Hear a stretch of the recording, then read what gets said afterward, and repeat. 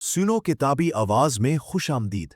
यहाँ हम किताबों की वो आवाज सुनते हैं जो सोच बदल देती है, जज्बा जगाती है और जिंदगी को नए रास्ते पर डाल देती है। आज हम आपके लिए लाए हैं एक बेहतरीन और सोचने पर मजबूर कर देने वाली किताब, the psychology of money by Morgan Housel. इस किताब में पैसे से मुताल्लिक वो साइकोलॉजी समझाई गई है जो अक्सर लोग इग्नोर कर देते हैं। अगर आप पैसा कमाना, संभालना और बढ़ावा देना चाहते हैं तो ये इल्म आपके लिए जरूरी है। तो चलिए शुरू करते हैं आज का सफर। सुनो किताबी आवाज के साथ। चैप्टर 1, हिस्मत और महारत। No once crazy. जिंदगी में जब भी हम किसी को देखते हैं जो अजीब फाइनेंशियल डिसीजंस ले रहा हो, हम फौरन कह देते हैं ये पागल है, इसे पैसे की समझ नहीं। लेकिन मॉर्गन हाउसल हमें एक नया नजरिया देता है।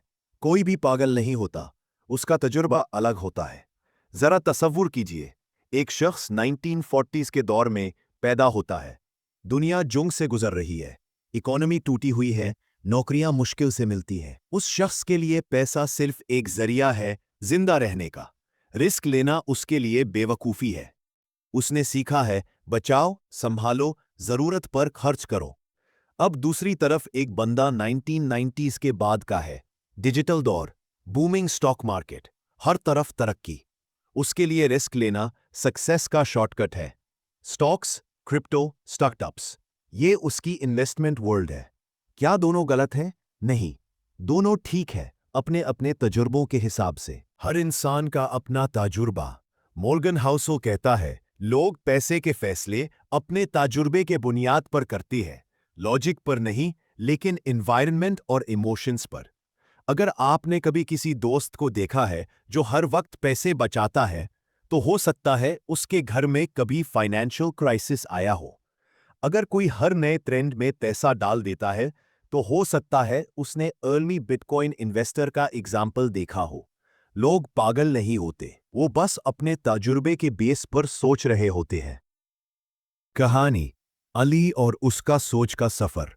अली एक 28 साल का सॉफ्टवेयर इंजीनियर है, अच्छा कमा रहा है। उसके वालिद हर वक्त कहते थे, बेटा पैसे को संभाल के रखना, सिर्फ जरूरत की चीज लो। क्यों? क्योंकि उन्होंने जिंदगी में महंगाई, बेरोजगारी और फाइनेंशियल स्ट्रेस देखा था। अली ने उनका मशवरा माना, लेकिन जब उसने देखा कि उसके फ्रेंड्स क्रिप्टो और स्टॉक्स में पैसा कमा रहे हैं, तो वो सोच में पड़ गया। क्या मैं रिस्क नहीं ले रहा, या मैं सिर्फ पुरानी सोच में अटका हूं? एक दिन अली ने अपने वालिद से पूछा, अब्बू आपने कभी इन्वेस्ट क्यों नहीं किया? जवाब आया, बेटा जब तुम पैदा हुए थे हमारे पास इतने पैसे भी नहीं थे कि हॉस्पिटल का बिल दे सके। हमारे लिए पैसे का मतलब था सर्वाइवल। उस दिन अली को समझ आया, सोच में फर्क लॉजिकल नहीं था, इमोशनल और तजुर्बती था। Science of money, psychology. पैसे का रिश्ता सिर्फ कैलकुलेटर का नहीं, दिल और दिमाग का है। जब आप पैसे के साथ डिसीजन लेते हैं, आपके अंदर आपका गुजरा हुआ वक्त, आपके माँ बाप का तजुर्बा, आपकी फेलियर्स, आपकी छोटी छोटी कामयाबियां, ये सब मिलके एक इनविजिबल फ्रेमवर्क बनाते हैं। इसलिए जब आप किसी और को देखते हैं जो आपके हिसाब से गलत फाइनेंशियल डिसीजन ले रहा हो, तो हो सकता है वो आपके नजदीक गलत हो, लेकिन उसके लिए वो डिसीजन ठीक हो। Mindset shift. जज करना बंद करें, समझना शुरू करें। जब आप इस नजरिए से सोचते हैं, तो आप टॉलरेंट बनते हैं, आप खुद की सोच को अपग्रेड करते हैं, आप नए आइडियाज को ओपन माइंड से एक्सेप्ट करते हैं। हर शख्स का पास्ट उसके फ्यूचर के फैसले को शेप देता है। Self reflection. सोचिए, क्या आप भी किसी पुरानी सोच में फंसे हुए हैं? क्या आपका डर आपको नए अपॉर्चुनिटी से रोक रहा है? क्या आप नए दौर के हिसाब से सोच रहे हैं या पुराने फॉर्मूला चला रहे हैं? Motivation line. लोग नंबर सीखते हैं लेकिन कहानियां याद रखते हैं। इसलिए अपने पैसे की कहानी समझिए और दूसरों की कहानियों को इज्जत दीजिए। कंक्लूजन। चैप्टर 1 का पैगाम साफ है, कोई भी पागल नहीं होता, हर कोई बस अपने तजुर्बे का गुलाम होता है। अगर आप सक्सेस चाहते हैं तो अपने एनवायरनमेंट के साथ अपनी सोच को भी अपग्रेड करना सीखिए। कामयाबी का पहला कदम, अपनी और दूसरों की मनी साइकोलॉजी को समझना बिना जज किए। चैप्टर 2, लक और रिस्क। जब भी हम किसी सक्सेसफुल शख्स की कहानी सुनते हैं तो हम अक्सर कहते हैं, क्या कमाल का दिमाग था। या फिर जब कोई फेल हो जाता है हम कह देते हैं, इसने गलत डिसीजन लिया। लेकिन मॉर्गन हाउसल कहता है, सक्सेस सिर्फ महारत का नतीजा नहीं होती, उसमें किस्मत का भी गहरा ताल्लुक होता है। इसी तरह हर नाकामी बेवकूफी का नतीजा नहीं, कभी कभी रिस्क और वक्त भी खिलाफ चला जाता है। लक और रिस्क एक दूसरे का शैडो। लक और रिस्क एक सिक्के के दो रुख हैं। जो काम आज किसी के लिए काम कर गया हो सकता है कल किसी और के लिए बर्बादी बन जाए। बिल गेट्स माइक्रोसॉफ्ट बनाता है, लेकिन उसके क्लासमेट केंट एवंस, जो उतना ही ब्रिलियंट था, एक एक्सीडेंट में मर गया। अगर केंट जिंदा होता तो हो सकता है वो गेट्स का कंपटीशन होता। मॉर्गन हाउसल यानी गेट्स की सक्सेस में सिर्फ कोडिंग स्किल नहीं, टाइमिंग, स्कूल का एनवायरनमेंट और चांस का रोल भी था। Example, luck in action. एक और मिसाल, आपने सुना होगा कि एक इन्वेस्टर ने 2012 में बिटकॉइन खरीदा और आज करोड़पति है। लोग कहते हैं, क्या फराश्ता दिमाग था। लेकिन असल में उस वक्त 1000 लोगों ने बिटकॉइन खरीदा। उनमें से कुछ भूल गए, कुछ ने बेच दिया, कुछ स्कैम का शिकार हो गए। सिर्फ कुछ लोगों ने वो लक का कॉम्बिनेशन चुना जो काम कर गया। मतलब यह है, हर कामयाबी में कुछ ना कुछ किस्मत का हिस्सा होता है और हर नाकामी में कुछ ना कुछ रिस्क का। क्या करना चाहिए? हमेशा कॉन्टेक्स्ट समझो। हर कहानी का एक अनसीन पार्ट होता है जो सिर्फ वक्त और किस्मत के हाथ में होता है। अपनी कामयाबी पर फख्र करो, मगर फख्र में घमंड ना लाओ, क्योंकि हो सकता है आपका रिजल्ट किसी और का मुश्किल बन जाए। दूसरों की नाकामी का मजाक ना उड़ाओ, क्योंकि आप खुद भी कभी उस जगह हो सकते थे। एक कहानी, सारा और निदा। सारा और निदा दोनों स्कूल में टॉप स्टूडेंट्स थे। दोनों ने बिजनेस स्टार्ट किया। सारा का प्रोडक्ट मार्केट में चला गया, इन्वेस्टर्स मिल गए। निदा का प्रोडक्ट भी अच्छा था, लेकिन जब लॉन्च किया उसी वक्त इकोनॉमिक क्रैश आ गया। निदा का बिजनेस डूब गए। लोग कहते हैं सारा जीनियस है, निदा में कोई कमी थी। लेकिन अगर वक्त थोड़ा और फेवरेबल होता, शायद निदा आज ज्यादा कामयाब होती। यहां महारत बराबर थी, फर्क सिर्फ वक्त और लक का था। Motivational insight. जिंदगी में हर फैसला का नतीजा आपके कंट्रोल में नहीं होता।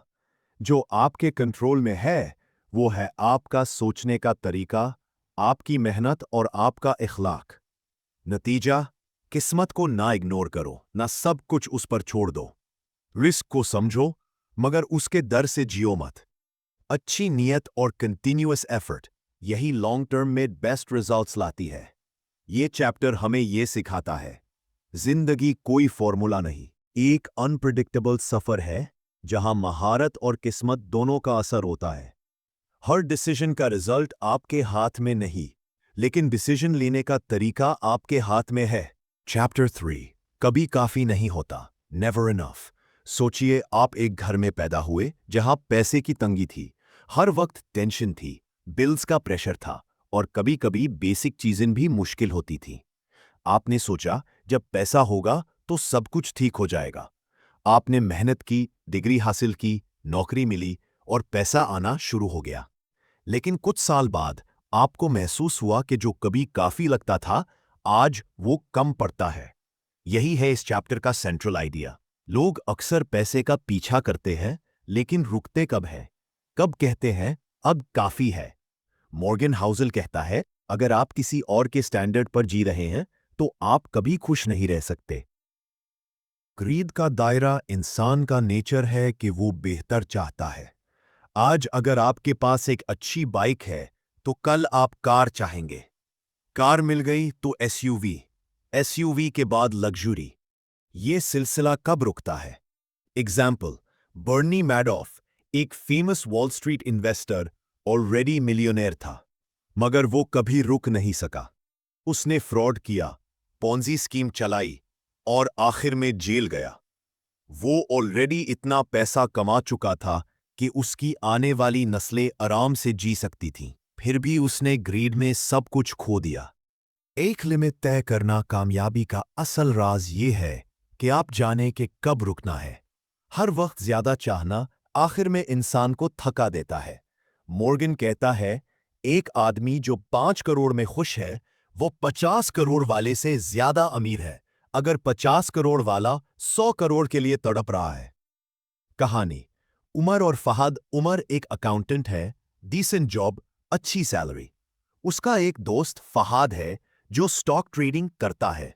फहद ने एक अच्छी डील में पैसा कमाया, घर लिया और लग्जरी कार। उमर महसूस करता है कि उसका लाइफस्टाइल कम है। वो भी ट्रेडिंग में पैसा डाल देता है बिना नॉलेज के। 2 महीने में 70% पैसा डूब गया। अब उमर के पास ना सेविंग्स है ना सुकून, जबकि पहले वो फाइनेंशियली सिक्योर था। लेसन। दूसरों को देखकर अपनी लिमिट्स भूल जाना खुद को बर्बाद करने का शॉर्टकट है।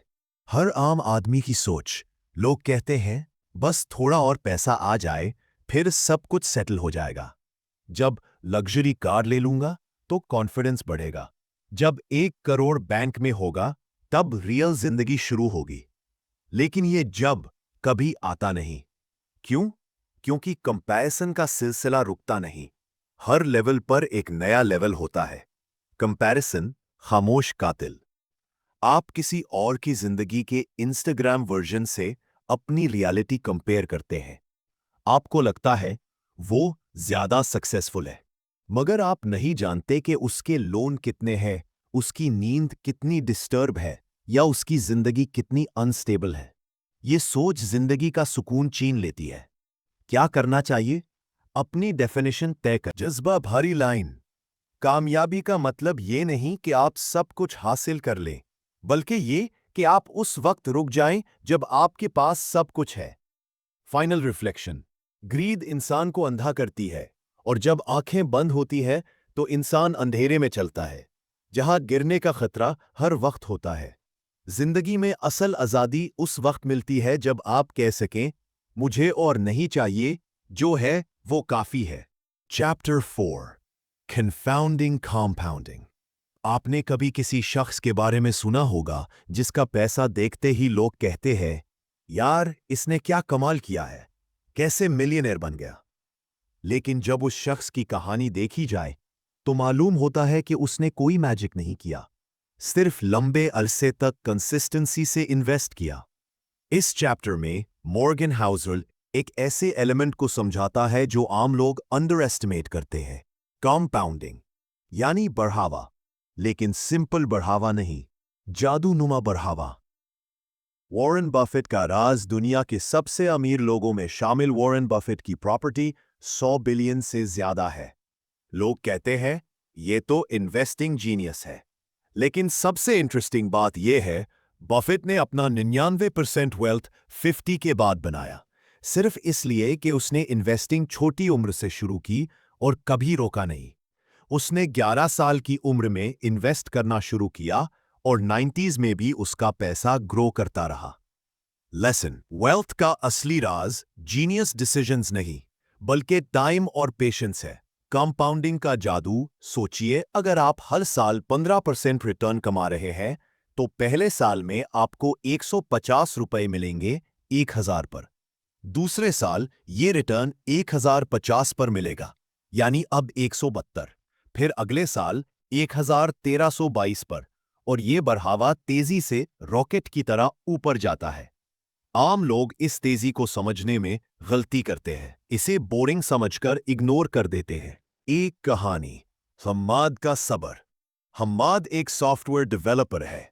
उसका फ्रेंड जीशान हर वक्त नए स्टॉक्स, क्रिप्टो, एनएफटी ट्रेंड्स में पैसा डालता है, कभी डबल कभी जीरो। हम्माद ने डिसाइड किया कि वो हर month fixed amount index fund में डालेगा, चाहे मार्केट ऊपर हो या नीचे। कुछ साल बाद जब जीशान की वेल्थ अनस्टेबल थी, हम्माद का पोर्टफोलियो स्टेबल और काफी बढ़ चुका था। वजह? कंपाउंडिंग और कंसिस्टेंसी। सबसे बड़ी गलती लोग इन्वेस्टिंग को एक शॉर्ट टर्म गेम समझते हैं। वो ये देखते हैं कि मैं एक साल में पैसा डबल कर लूं, और जब ऐसा नहीं होता तो वो इन्वेस्टमेंट छोड़ देते हैं। लेकिन असली कामयाबी उन लोगों को मिलती है जो पेशेंस के साथ टाइम को अपना दोस्त बनाते हैं। मॉर्गन कहता है कंपाउंडिंग का सबसे बड़ा राज ये है कि उसे वक्त चाहिए, और वक्त सिर्फ उनको मिलता है जो जल्दबाजी में नहीं होते। Real world insight. एक सीड अगर आप जमीन में डालते हैं तो उसे बढ़ने में वक्त लगता है। हर दिन पानी देना होता है, देखभाल करनी होती है, फिर एक दिन वो पेड़ बनता है जो फल देता है, साया देता है और मजबूत होता है। इन्वेस्टमेंट भी ऐसा ही होती है। हर दिन छोटी छोटी कॉन्ट्रीब्यूशंस जो वक्त के साथ एक मजीद बड़ा रिजल्ट देती है। फाइनेंशियल बिहेवियर का तरीका, जल्दी ना करें, सब्र से काम लें। मार्केट के शॉर्ट टर्म अप डाउन से घबराएं नहीं। अच्छी इन्वेस्टमेंट्स में वक्त लगता है, लेकिन रिवॉर्ड उससे ज्यादा होता है जितना सोचा जाए। जज्बा भरी लाइन। कंपाउंडिंग एक ऐसी कुदरती ताकत है जो सिर्फ उन लोगों के लिए काम करती है जो उस पर यकीन रखते हैं। Final thought. आज के दौर में हर कोई शॉर्टकट चाहता है, लेकिन वेल्थ बनाने का असली शॉर्टकट यह है कि आप लॉन्ग टर्म का सब्र सीख लें। कंपाउंडिंग का असर पहले धीमा होता है, लेकिन जब यह पिक करता है तो आप खुद हैरान रह जाते हैं। कामयाबी का राज, बढ़ावा को अंडर एस्टिमेट मत करो। जादू तभी होता है जब वक्त और कंसिस्टेंसी दोनों साथ हो। Chapter 5, getting wealthy versus staying wealthy.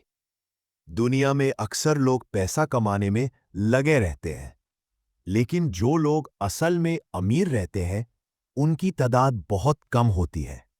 क्यों? क्योंकि पैसा कमाना एक स्किल है और उसे संभालना दूसरी। मॉर्गन कहता है, Getting money requires taking risks. Keeping money requires humility and fear. यानी पैसा कमाने के लिए हिम्मत चाहिए, लेकिन उसे संभालने के लिए इज़्ज़ और एहतियात। स्टोरी। अदनान और रशीद। अदनान ने क्रिप्टो के जरिए 1 करोड़ कमा लिया। हर तरफ उसका नाम था, लेकिन उसे लगा कि वो हर दफा मार्केट को बीट कर सकता है। उसने रिस्की बेट्स लेने शुरू किए और कुछ ही महीनों में सब कुछ खो दिया। जबकि रशीद एक एवरेज इन्वेस्टर था, थोड़ा थोड़ा पैसा इन्वेस्ट करता रहा। जब मार्केट डाउन हुई, उसने पैनिक सेल नहीं किया।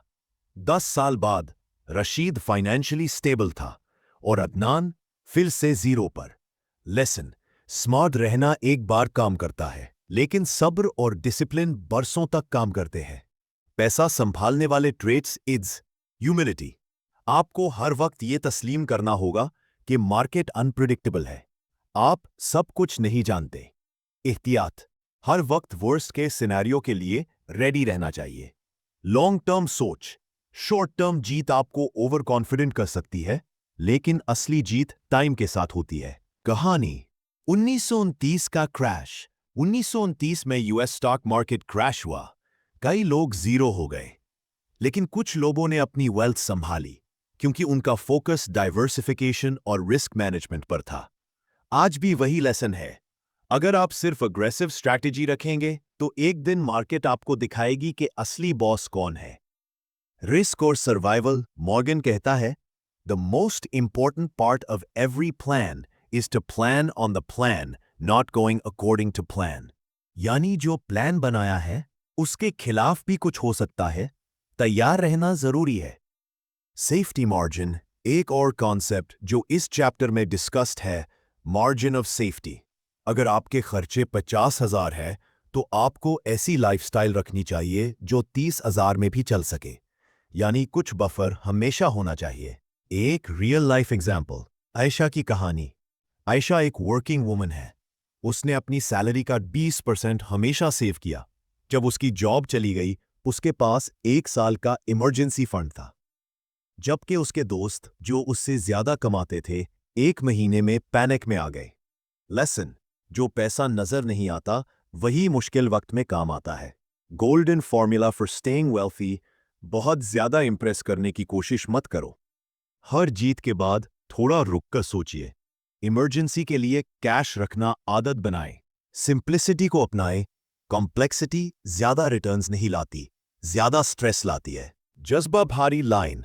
Wealth isn't what you see, it's what you don't lose. Final thought, पैसा कमाना शॉर्ट टर्म का गेम हो सकता है, लेकिन पैसा संभालना एक माइंडसेट है। वो माइंडसेट जिसमें सब्र हो, सिंपल सोच हो और हर वक्त ये याद हो कि आज की कामयाबी कल के लिए गारंटी नहीं। अगर आप अमीर रहना चाहते हैं तो पहले अपनी ईगो को गरीबी पर रखना सीखिए। चैप्टर 6 तोहफा टेल्स यू विन। यह चैप्टर एक ऐसे आइडिया को समझाता है जो बहुत पावरफुल है। जिंदगी में छोटी छोटी जीतें नहीं, एक दो बड़े हिट्स आपकी जिंदगी बदल देती हैं। मॉर्गन कहता है कि हर सक्सेसफुल शख्स की स्टोरी में कुछ बड़े टेल इवेंट्स होते हैं, यानी ऐसे रेयर मोमेंट्स जो सब कुछ चेंज कर देती हैं। मिसाल, अमेज़न। अमेज़न ने बहुत प्रोडक्ट्स लॉन्च किए, लेकिन जो सबसे बड़ा सक्सेस बना वो था AWS, Amazon वेब सर्विसेज। आज भी Amazon की अर्निंग का मेजर हिस्सा AWS से आता है, जबकि लोग Amazon को शॉपिंग साइट समझते हैं। लेसन, हर आइडिया काम नहीं करता, लेकिन कुछ काम कर जाते हैं और वो आपका गेम बदल देते हैं। कहानी, बिलाल का स्टार्टअप। बिलाल ने 5 स्टार्टअप्स किए, सब फेल हुए, लेकिन उसने हार नहीं मानी। 6th आइडिया अप ऐप था जो स्टूडेंट्स के नोट्स शेयर करता था। ये वायरल हो गया। आज उसका कंपनी यूनिकॉर्न बन चुकी है। लोग कहते हैं बिलाल जीनियस है, लेकिन वो नहीं जानते कि उसके पीछे 5 फेलियर्स का दर्द था। तोहफा किस्मत का पाल। टेल इवेंट का मतलब है एक ऐसी अनएक्सपेक्टेड चीज जो आपको सबसे ज्यादा रिवॉर्ड दे जाए, लेकिन वो सिर्फ उन लोगों को मिलता है जो बार बार कोशिश करते हैं।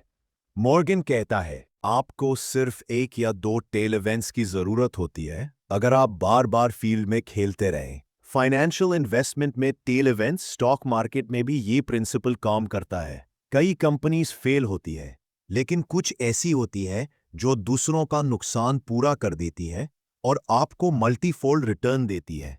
जैसे एप्पल, टेस्ला, गूगल। अगर किसी इन्वेस्टर के पोर्टफोलियो में ये हो तो वो एवरेज से बहुत आगे निकल जाता है। लाइफ में टेल इवेंट्स का फॉर्मूला कोशिश करते रहिए, हार से ना डरो। हर फेल एक्सपेरिमेंट से कुछ सीखो। कभी प्रिडिक्ट नहीं कर सकते कि कौन सी कोशिश काम करेगी। सिर्फ 1 या 2 जीत आपकी जिंदगी बदलने के लिए काफी होती है। जज्बा भारी लाइन। जिंदगी में हर दफा जीतने की जरूरत नहीं, बस एक दफा ऐसी जीत मिल जाए जो सब कुछ बदल दे। फाइनल थॉट, तोहफा यानी टेल इवेंट किस्मत का एक पल होता है, लेकिन वो सिर्फ उन लोगों को मिलता है जो ग्राउंड में रहते हैं, ट्राई करते रहते हैं और हार से घबराते नहीं। आपको सिर्फ एक दफा सही लग जाना है और उस एक बार से आपकी पूरी गेम बदल जाती है। Chapter 7 freedom. यह चैप्टर एक सिंपल लेकिन पावरफुल आइडिया के गिर्द घूमता है। असली दौलत का मतलब सिर्फ पैसा नहीं, बल्कि अपनी मर्जी का वक्त जीना है। मॉर्गन कहता है the highest form of wealth is the ability to wake up every morning and say I can do whatever I want today. पैसा या वक्त। लोग सोचते हैं कि पैसा जिंदगी का सब कुछ है, लेकिन असल में अगर आपके पास पैसा है लेकिन वक्त नहीं, तो क्या आप वाकई अमीर हैं? अक्सर लोगों के पास महंगी कार्स, डिजाइनर कपड़े और लग्जरी आइटम्स होती है, लेकिन उनका रोज हर वक्त किसी और के ऑर्डर्स पे गुजरता है। वो स्ट्रेस में रहते हैं, उनके पास फैमिली के लिए वक्त नहीं होता। एक कहानी, दानिश और अजहर। दानिश एक कॉर्पोरेट जॉब में है, सैलरी अच्छी है, लेकिन रोज 10 घंटे काम करता है। हर वक्त बॉस का प्रेशर। अजहर एक फ्रीलांसर है, वो कम पैसा कमाता है, लेकिन हर सुबह 7 बजे वॉक पे जाता है। दोपहर में माँ के साथ लंच करता है और शाम में अपने बच्चों के साथ खेलता है। सवाल ये है, अमीर कौन है?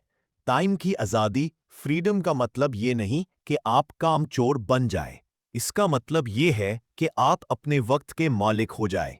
जब आप डिसाइड कर सके कि क्या काम कब और कैसे करना है, वही असल आज़ादी है। मॉर्गन कहता है people want to become wealthier to make them happier, but happiness is being in control of your time. Job versus purpose. कई लोग हाई पेइंग जॉब्स में फंस जाते हैं सिर्फ इसलिए कि उनकी लाइफस्टाइल महंगी बन चुकी होती है। वो उस जॉब को छोड़ भी नहीं सकते, चाहे वो उनकी मेंटल हेल्थ बर्बाद कर रही हो। असली सक्सेस ये है कि आप पैसे का यूज करके अपने ऊपर प्रेशर कम करें।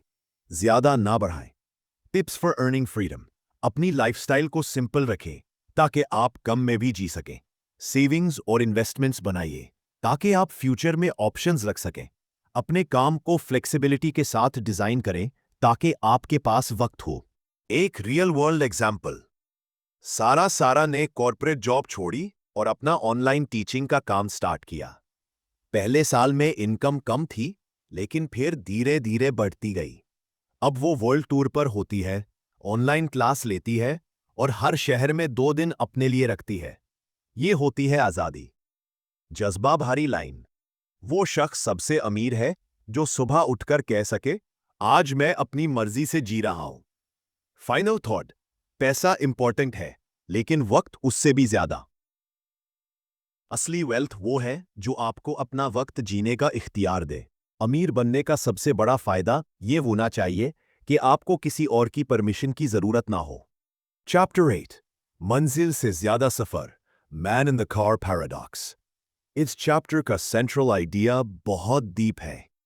अक्सर लोग वो चीजें खरीदते हैं जो दूसरे लोगों को इम्प्रेस कर सकें, जबकि उन लोगों को कोई फर्क ही नहीं पड़ता। मॉर्गन कहता है, People want to be admired, but the people they try to impress don't care. महंगी कार का गलत मतलब। जब कोई महंगी कार खरीदता है तो उसका ख्याल होता है कि लोग यूज देखकर सोचेंगे, वाह क्या कामयाब आदमी है। लेकिन असल में लोग उस कार को देखकर सिर्फ कार की तारीफ करते हैं, वो आपके बारे में नहीं सोचते। यानी लोग कार को या उसकी शाइन को देखते हैं, आपको नहीं। एक कहानी। कामरान की BMW।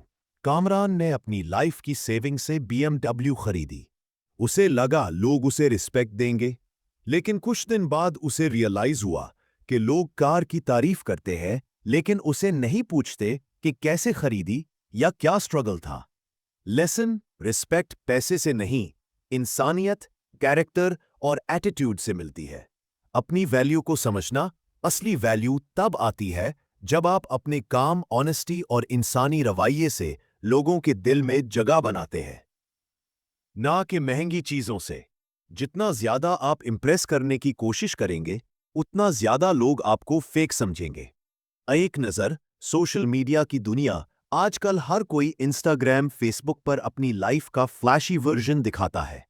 महंगी कॉफी, ब्रांडेड कपड़े, फॉरेन ट्रिप्स। लेकिन असल में कई लोग लोन पर या स्ट्रेस में ये सब करते हैं सिर्फ इसलिए कि लोगों को लगे कि वो कामयाब है।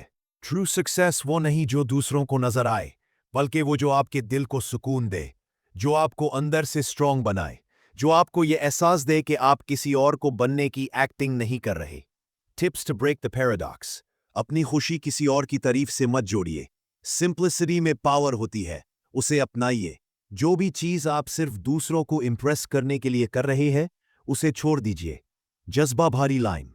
वो शख्स सबसे ज्यादा खुश रहता है जिसको किसी को कुछ साबित करने की जरूरत नहीं होती। Final thought. Man in the car paradox ये सिखाता है कि हम अक्सर दूसरों की नजर में बढ़ने के चक्कर में खुद से दूर हो जाते हैं। असली कामयाबी ये है कि आप अपनी जिंदगी अपनी मर्जी से और अपने असली चेहरे के साथ जिएं, ना कि किसी और के लिए एक नकली वर्जन बनाएं। चैप्टर 9। Wealth versus richness.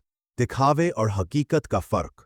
इस चैप्टर का सेंट्रल मैसेज ये है, हर अमीर दिखने वाला शख्स असल में अमीर नहीं होता, और हर असल अमीर शख्स दिखावा नहीं करता। मॉर्गन हाउसल कहता है, wealth is what you don't see. यानी असल दौलत वो होती है जो आंखों से नजर नहीं आती, बल्कि वो होती है जो बैंक अकाउंट में है, इन्वेस्टमेंट्स में है, इमरजेंसी फंड्स में है। एग्जाम्पल। जुनैद और फरहान। जुनैद हर वक्त brand new iPhone, latest clothes और फैंसी डिनर्स पर दिखाई देता है। उसका इंस्टाग्राम प्रोफाइल एक सेलिब्रिटी से कम नहीं, लेकिन असल में उसके पास कोई सेविंग्स नहीं और हर महीना लोन का प्रेशर होता रहे। फरहान दूसरी तरफ सिंपल कपड़े पहनता है, एक एवरेज कार चलाता है, लेकिन उसके पास 2 अपार्टमेंट्स, इन्वेस्टमेंट्स और एक इमरजेंसी फंड है। सवाल यह है, अमीर कौन है? वेल्थ का असली मतलब आपके पास इमरजेंसी में पैसा हो, आप किसी और पर डिपेंड ना करें, आप अपनी मर्जी का काम कर सकें, आप फ्यूचर सिक्योर कर सकें। ये सब चीजें तब होती हैं जब आप शो ऑफ के बजाय साइलेंटली ग्रो करते हैं। फाइनेंशियल इंडिपेंडेंस, वेल्थ का मतलब ये भी है कि आपकी जिंदगी किसी और की मर्जी पर ना हो। जब आपके पास पैसा होता है तो आप हर फैसला आजादी से कर सकते हैं। अमीर वो नहीं जो हर चीज अफोर्ड कर सके, बल्कि वो है जिसे हर चीज की जरूरत महसूस ही ना हो। गलत कंपैरिजन, अक्सर लोग अपनी जिंदगी दूसरों की इंस्टाग्राम लाइफ से कंपेयर करते हैं, लेकिन वो सिर्फ हाइलाइट्स होते। Tips to build real wealth, हर महीना कुछ न कुछ सेव करें। कंसिस्टेंसी इज की। दिखावा कम करें, अपनी जरूरत के मुताबिक खर्च करें। फाइनेंशियल लिटरेसी सीखें ताकि पैसा आपके लिए काम करे। इमरजेंसी फंड बनाएं, ये असल सेफ्टी है। जज्बा भारी लाइन, अमीर वो नहीं जिसे दुनिया देखती है, बल्कि वो है जिसे कभी किसी से मांगना ना पड़े। फाइनल थॉट, दिखावे की दुनिया में असल अमीर लोग खामोशी से जीत रहे होते हैं। वो लोग जो फ्यूचर का सोचकर आज सैक्रिफाइस करते हैं। आप कामयाब तब हैं जब पैसा आपकी जिंदगी को कंट्रोल नहीं करता, बल्कि आप पैसा को कंट्रोल करते हैं। चैप्टर 10, सेव करना वर्सेस कमाना। Saving is more important than earning. इस चैप्टर का एक शॉकिंग आइडिया ये है, अमीर बनने के लिए जरूरी नहीं कि आप ज्यादा पैसा कमाएं, जरूरी ये है कि आप ज्यादा पैसा बचाएं। मॉर्गन कहता है, Building wealth has little to do with your income and a lot to do with your savings rate. यानी असल दौलत आपके इनकम से नहीं, आपके हैबिट से बनती है। कहानी सलमान और नदीम। सलमान एक इंजीनियर है, सैलरी 2 लाख रुपए, हर महीना लग्जरी खर्च, डाइन आउट, ब्रांडेड कपड़े। नदीम एक स्कूल टीचर है, सैलरी सिर्फ 60,000, लेकिन वो हर महीना 20,000 सेव करता है। 10 साल बाद नदीम के पास इन्वेस्टमेंट, सेविंग्स और एक फ्लैट भी है, जबकि सलमान हर महीना ब्रोक होता है। लेसन, इनकम नहीं, सेविंग्स आपका फ्यूचर बनाती है। सेविंग की ताकत, सेविंग आपको 3 चीजें देती है। फ्रीडम, जब पैसा हो तो डिसीजन लेना आसान होता है। सिक्योरिटी, इमरजेंसी में आपको किसी से मांगना नहीं पड़ता। अपॉर्चुनिटी, जब कोई अच्छा चांस मिले तो आप रेडी होते हैं। साइकोलॉजिकल बेनिफिट, सेविंग सिर्फ नंबर्स का खेल नहीं, ये एक इमोशनल शील्ड भी है। अगर आपके पास पैसे की सेफ्टी है तो जिंदगी के स्ट्रेस 50% कम हो जाते हैं। गलत सोच, कई लोग सोचते हैं जब ज्यादा कमाऊंगा तभी सेव करूंगा, लेकिन ये कभी नहीं होता। ज्यादा पैसा आता है तो ज्यादा खर्च भी बढ़ जाता है। अच्छी हैबिट तब बनती है जब पैसा कम होता है। रियल वर्ल्ड टिप, हर इनकम में से 10 से 30% अलग निकालिए, बिना सोचे। उसे ऑटो ट्रांसफर करवा दीजिए किसी सेपरेट अकाउंट में। वो पैसा देखिए भी नहीं, वो आपका फ्यूचर का गार्ड है। कहानी हीरा की स्मार्ट प्लानिंग। हीरा एक नर्स है। उसने अपने पेरेंट्स की मेडिकल इमरजेंसी और अपनी शादी के लिए सिर्फ इसलिए रेडी थी क्योंकि उसने 5 साल तक रेगुलर सेविंग की थी। आज वो अपनी मर्जी की जिंदगी जी रही है। एक जज्बा भारी लाइन, बचत वो है जो आप अपने कल के सुकून के लिए आज छोड़ देते हो। फाइनल थॉट, सेविंग बोरिंग लग सकती है, लेकिन असली गेम वही जीतता है जो डिसिप्लिन के साथ छोटी छोटी जीतें इकट्ठी करता है। अमीर बनने का तरीका ये नहीं कि आप कितना कमाते हैं, बल्कि ये कि आप कितना संभाल लेते हैं। आज के लिए बस इतना ही दोस्तों। द साइकोलॉजी ऑफ मनी के पहले 10 चैप्टर्स का ये सफर यहीं तक। अगर आपको ये आवाज पसंद आई हो तो लाइक, कमेंट और सब्सक्राइब जरूर करें। अपने दोस्तों के साथ शेयर करें ताकि ये इल्म ज्यादा लोगों तक पहुंचे। पार्ट 2 में हम एक्सप्लोर करेंगे अगले 9 चैप्टर्स, नए जज्बात, नए सबक और गहरी सोच के साथ। तो जुड़े रहिए सुनो किताबी आवाज के साथ, जहां हर किताब सिर्फ अल्फाज नहीं, एक जिंदा तजुर्बा बन जाती है। मिलते हैं अगले हिस्से में। तब तक के लिए खुश रहिए, सीखते रहिए और जिंदगी को बेहतर बनाते रहिए। अल्लाह हाफिज।